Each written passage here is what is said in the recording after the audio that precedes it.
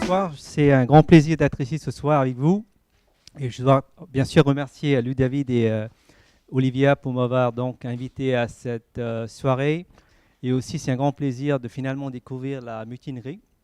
J'ai tellement entendu parler de ça. Et puis finalement, je me dis, chaque fois venir dans l'avenir à Paris, ben, peut-être je vais passer pas mal de temps ici. Donc, je suis là pour parler en fait de ce concept de Jugaad. Alors, c'est quoi le Jugaad? En fait, c'est quelque chose qui... Vous découvrez beaucoup de cet esprit Jugaad dans les pays émergents. C'est une façon en fait de convertir l'adversité en opportunité. En fait, je pensais la bonne métaphore, ce serait de dire en fait c'est une forme d'alchimie quelque part. Et donc dans les pays émergents, on découvre beaucoup ce genre d'alchimistes, je dirais, du XXIe siècle, qui sont capables en fait de convertir l'adversité en opportunité. Une opportunité pour créer de la valeur à la fois pour eux-mêmes, mais aussi pour le reste de la société. Alors, je vais vous introduire quelques alchimistes. Je pensais que ce serait un truc sympa à faire. Alors, le premier, il s'appelle Mansukh Prajapati, dans l'état de Gujarat, dans le nord-ouest de l'Inde, qui finalement s'est dit, tiens, il y a 600 millions d'Indiens qui n'ont pas accès à l'électricité, mais en même temps, ils ont de grandes aspirations d'avoir un frigo. Alors, c'est un peu contradictoire parce que pour payer un frigo, ben, il faut quand même l'électricité, quoi. Ben, lui, il s'est dit, ben, peut-être qu'il y a une solution. Et il se fait qu'il est potier de formation. Donc, il a inventé ce petit truc qui s'appelle le Meticool, qui est un frigo, à mon avis, qui est le plus vert au monde parce que c'est 100% biodégradable. Ça consomme aucune électricité et ça peut conserver les fruits et légumes pendant 5 jours frais et le lait frais pendant 2 jours. Ça utilise tout simplement le principe d'évaporation et ça coûte à peine 20 euros, 25 euros je pense. Donc en fait, ça c'est le premier alchimiste, en ce sens que pour lui, la rareté des ressources n'est pas un problème, mais simplement une opportunité pour justement créer de la valeur pour le reste de la communauté. Le deuxième alchimiste, que moi j'aime beaucoup personnellement, c'est un jeune personne qui s'appelle Kanak Das. C'est dans le nord-est, cette fois-ci, de l'Inde, l'état de Assam, qui produit un excellent thé au fait. Lui, il avait un petit problème, c'est qu'il faisait du vélo tous les jours. Il allait en vélo, en fait, à son boulot le matin, dans son village. Et simplement, les routes, en fait, étaient saupoudrées de nids de poules et de bosses. Donc, quelque part, ça le freinait et ça le ralentissait. Alors, au lieu de se plaindre, en tant que victime, il s'est dit, ben, j'ai 2 choix. Alors, c'est intéressant parce que si vous êtes, par exemple, un ingénieur dans une entreprise comme Renault ou Volkswagen, l'instinct serait de dire, bon, ben, je vais créer peut-être des shock absorbers, quelque part des amortisseurs, qui puissent en fait contrecarrer ce problème. Alors, pour l'instant, effectivement, on a cet aspect un peu guerrier, c'est de dire, bon, ben, on a un problème et il faut contrecarrer ça. Et merci Olivia pour venir se faire parce qu'en fait, j'ai ma voix qui est brisée parce que j'ai fait un TEDx Talk samedi et depuis, j'arrête pas de parler, donc il faut quand même que je récupère ma voix. Et donc, finalement, lui, il s'est dit quelque chose de très intéressant. Il s'est dit, tiens, au lieu de voir ça comme un problème, est-ce que je ne peux pas effectivement transcender et inclure ce problème et le convertir en opportunité? Donc, qu'est-ce qu'il a fait? Il a créé un petit appareil qu'il a attaché à son vélo qui convertit en fait les bosses et nids de poules en énergie d'accélération. Donc, plus il y a de bosses sur la route, plus le vélo accélère. Okay. Donc, carrément, si vous voulez, dans le chaos, il a trouvé quand même une opportunité, quoi. Donc, on voit ces genres d'alchimistes en fait, un peu partout dans le monde, surtout dans les pays émergents, qui sont en fait imprégnés de pas mal de contraintes, que ce soit contraintes infrastructures, contraintes manque de ressources financières naturelles. Alors, ce qui se passe, c'est qu'on voit souvent, par exemple en Afrique, cette forme d'ingéniosité frugale, j'appelle ça. Ça, c'est un exemple d'entrepreneur qui finalement a conçu un accessoire qui permet de recharger ses téléphones en conduisant au vélo, quoi. C'est pas mal. Ça, c'est un autre exemple dans les Philippines qui s'appelle Liter of Light, littéralement un litre de lumière. En fait, c'est une bouteille en plastique recyclé qui contient de l'eau javelisée et qui réfracte la lumière du soleil et produit l'équivalent d'une ampoule de 55 watts. Et ça coûte $1 et c'est utilisé dans presque 1 million de foyers dans les bidonvilles de Philippines. Et un autre exemple que j'aime beaucoup, c'est au Pérou, un pays qui subit en fait 98% d'humidité toute l'année et qui reçoit 1 cm de précipitation par an. Et donc, il y a un groupe d'ingénieurs là-bas qui ont décidé effectivement de faire un partenariat avec une agence de pub pour installer ces panneaux de publicité qui sont capables de filtrer l'air ambiant, de le condenser et le purifier et convertir en eau potable. Ils génèrent 100 litres d'eau potable par an par panneau. Okay. Il faut que j'envoie cette photo à Jessie Decaux pour voir la réaction. Donc ça, c'est un autre exemple assez ingénieux. Mais ce qui est intéressant, c'est que cet esprit, ce que j'appelle Jugad, on définira d'ici peu c'est quoi exactement, mais c'est quelque chose, à mon avis, qui est incarné aussi de plus en plus par des entrepreneurs à travers le monde. Hein. Ce n'est pas limité aux pays émergents. Bientôt, vous allez entendre parler de Jerry Together. Je ne vais pas donc steal the thunder, comme on dit. Je vais laisser expliquer qu'est-ce que c'est. Mais c'est une solution tout à fait ingénieuse, à la fois frugale, inclusive et flexible. Il y a aussi un autre phénomène, puisque je suis au Silicon Valley, qui me fascine beaucoup, c'est que ces jeunes pousses, en fait, ces jeunes entrepreneurs, ils vont créer la rupture. Ils vont créer le chaos, ils vont induire le chaos pour des industries existantes comme l'industrie de santé. Un exemple concret, c'est par exemple les États-Unis. Je vous introduis à 2 jeunes entrepreneurs. Ils ont à peine 21 ans, Mert Ezeri et Yuri Malina. Yuri, en fait, il est américain, mais il est né dans le sud de la France. Alors, ce qu'ils sont en train de faire, c'est intéressant. Ils sont assis comme ça, je veux dire, un petit cubicle, comme justement un lieu de co-travail comme ici. Et simplement, ils sont en train de créer une rupture parce qu'il y a un gros problème aux États-Unis, c'est qu'il y a 100 000 Américains qui meurent en fait d'une infection qu'ils contractent quand ils visitent les hôpitaux. Donc, pour résoudre le problème, effectivement, on a des stations de ce qu'on appelle de sanitation. Donc, effectivement, on va se laver la main. Le problème, c'est que ce qui se passe, c'est que les médecins, souvent, ils sont très occupés. Ils n'ont pas le temps de s'arrêter. Donc, ils ont observé ce problème et ils se sont dit, au lieu de les forcer à aller se laver la main, est-ce qu'il n'y a pas une façon de trouver un petit engin qui serait portable et qui faciliterait la vie des médecins? Et donc, ils ont fait ça. Ils ont développé ce qu'ils appellent le Swipe Sense. C'est un truc que vous attachez, en fait, ça ressemble un peu à un déodorant, quoi, au niveau roll-on. Vous l'attachez ça au uniforme, enfin, donc, et puis ensuite, voilà, vous avez juste à faire le swipe, et puis voilà, ça dispense en fait liquide, et puis voilà. Comme ça, pour le médecin, il n'a pas à s'arrêter justement à changer son habitude de travail pour s'adapter à une invention, une innovation, mais plutôt c'est l'innovation qui s'adapte à son habitude de travail. Et ça coûte $1. Juste $1. Okay. Donc, à mon avis, vous allez voir cet esprit de Jugad qui va, à mon avis, révolutionner beaucoup de secteurs. On en parlera beaucoup dans les minutes à venir. Hein. Santé, éducation, secteur financier. Il n'y a plus de vaches sacrées. Ils vont tous y passer. Alors, c'est quoi Jugad? C'est un terme en hindi qui veut dire la capacité ingénieuse d'improviser une solution efficace dans des conditions adverses en utilisant des ressources limitées. Alors, ce qui se passe, c'est que quand les ressources externes sont limitées, on en parlera de Paul Lévi-Strauss, c'est une dimension philosophique. Quand les ressources externes sont limitées, ressources naturelles, financières, vous puisez ou vous appuyez sur les ressources internes, c'est-à-dire l'ingéniosité et la résilience. Pour moi, c'est ça l'esprit de Jugad. Et cette forme de résilience créative, si vous voulez, dans le chaos, c'est quelque chose qu'on trouve décliné sous d'autres termes à travers le monde, que ce soit le Jeitino au Brésil. En Chine, il y a un nouveau terme, ils appellent ça Shuangxin, qui veut dire l'innovation autochtone, au lieu de copier, si vous voulez, les inventions occidentales. Aux États-Unis, il y a tout un mouvement qui s'amorce, qui s'appelle DIY, Do It Yourself, on appelle ça le Maker Movement.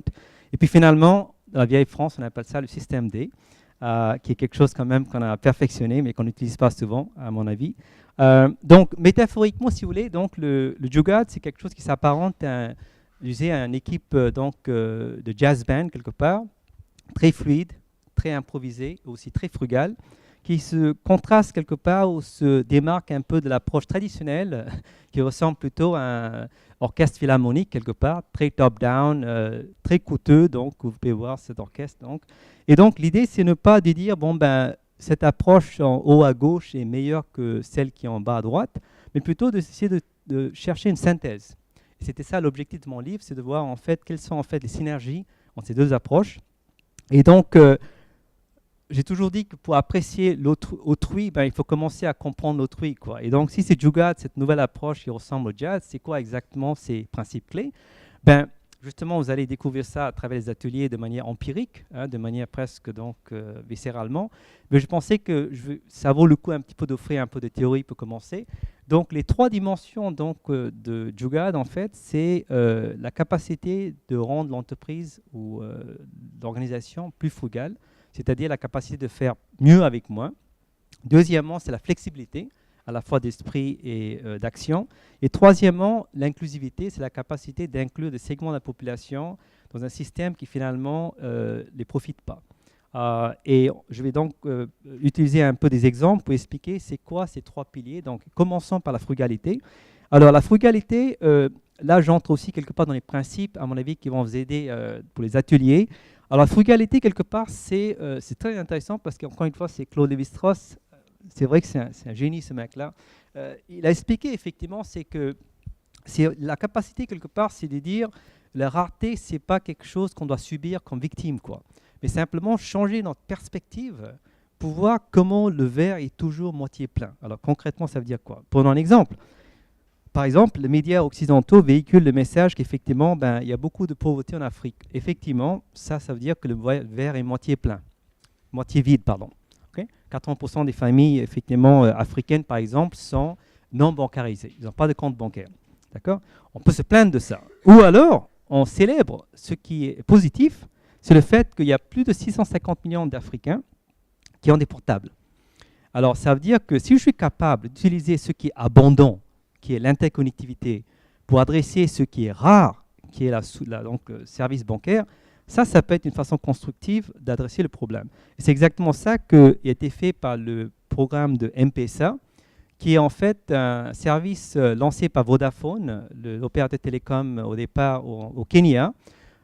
Et aujourd'hui, c'est utilisé par plus de 15 millions de Kenyans pour envoyer et recevoir l'argent électroniquement à travers le portable sans avoir un compte bancaire. Je répète, sans avoir un compte bancaire. Qui est fascinant parce que 15 millions, c'est plus grand que le nombre de Kenyans qui ont un compte bancaire actuellement. Qui est quand même incroyable, quoi. Hein. Et on appelle ça l'inclusion financière comme concept. Hein.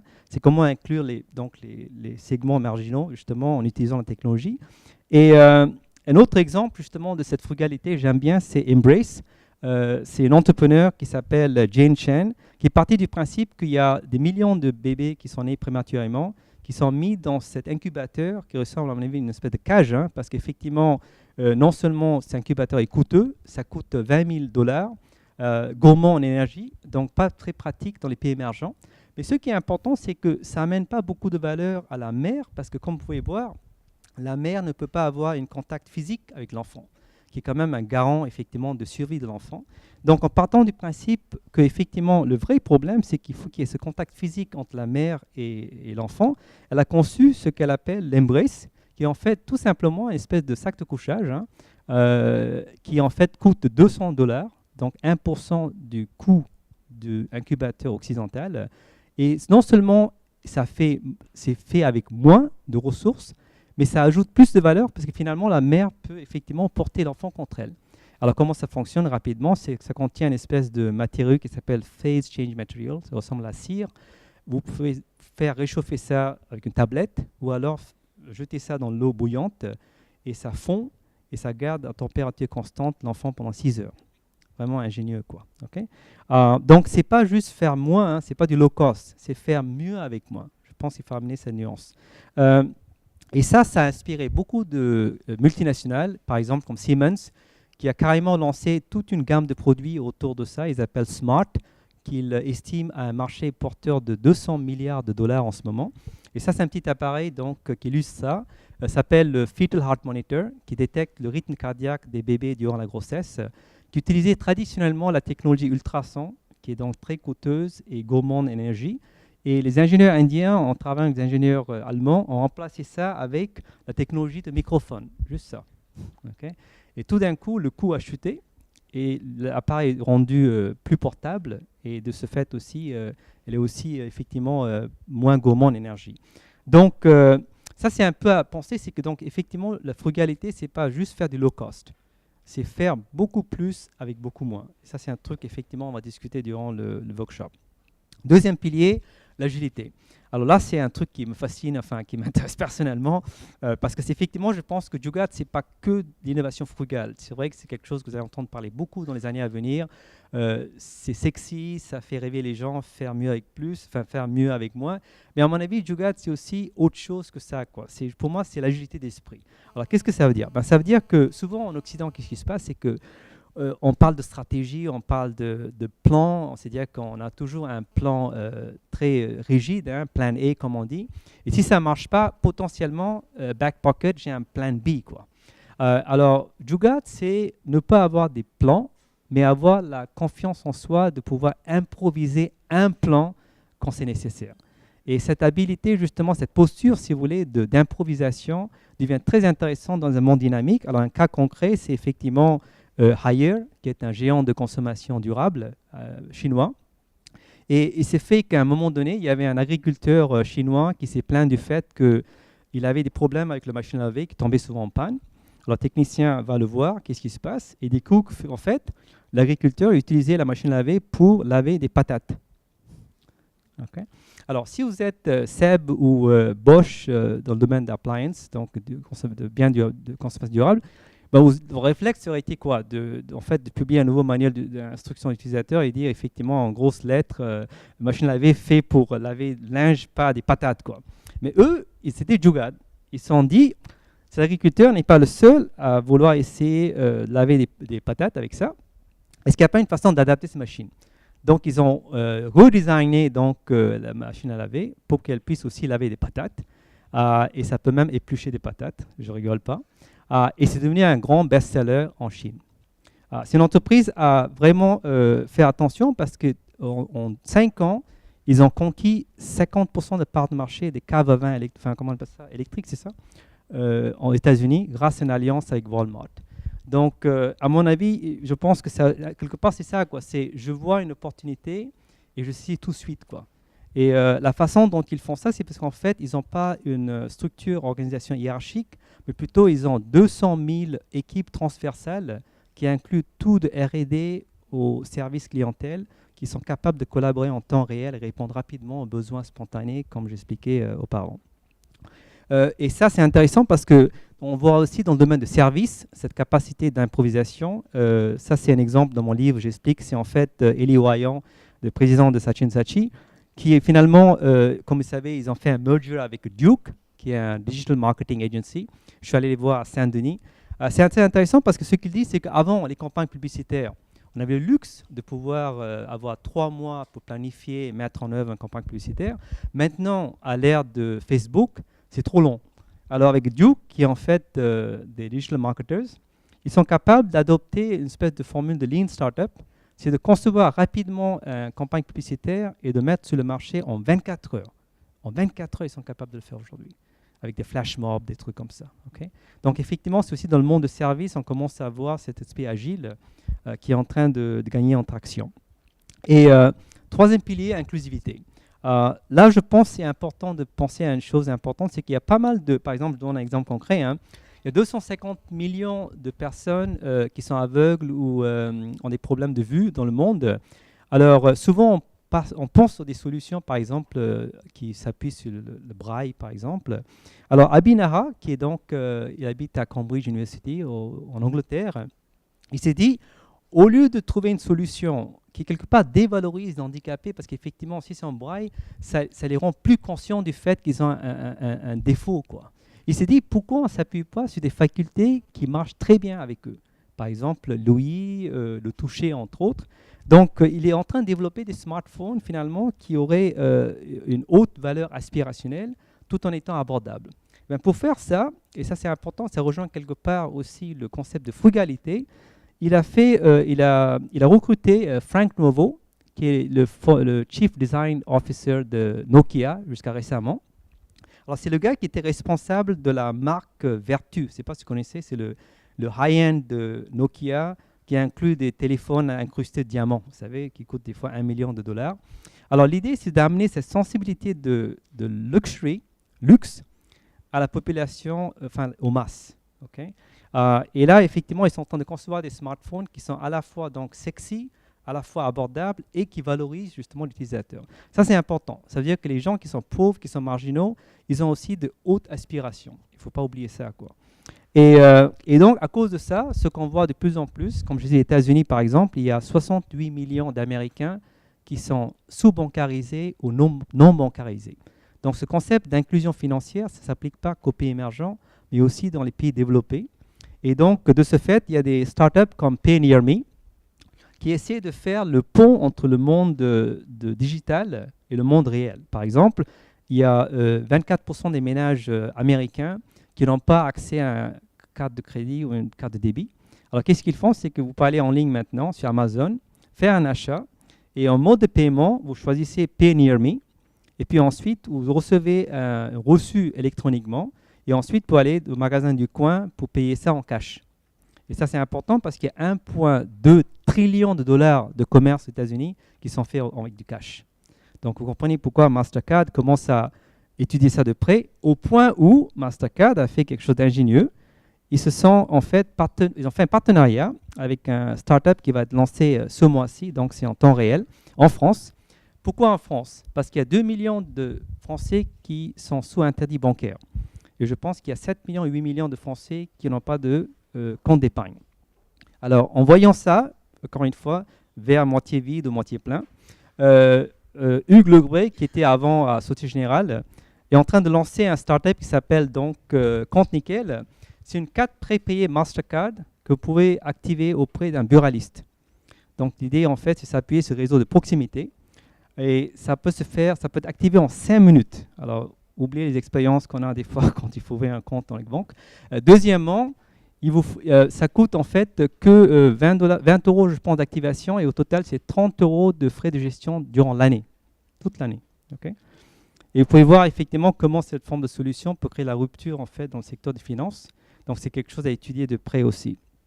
Et puis donc, finalement, comment intégrer en fait quelque part cet esprit de Jugaad dans ton organisation? Parce que là, je pense que c'est important parce que souvent, il est vrai que j'ai introduit en fait cette approche un peu non structurée d'innovation que j'appelle Jugaad, mais il faut dire qu'effectivement beaucoup d'entreprises quelque part adhèrent toujours à une approche qui est beaucoup plus structurée, donc avec gros budget R&D entre autres.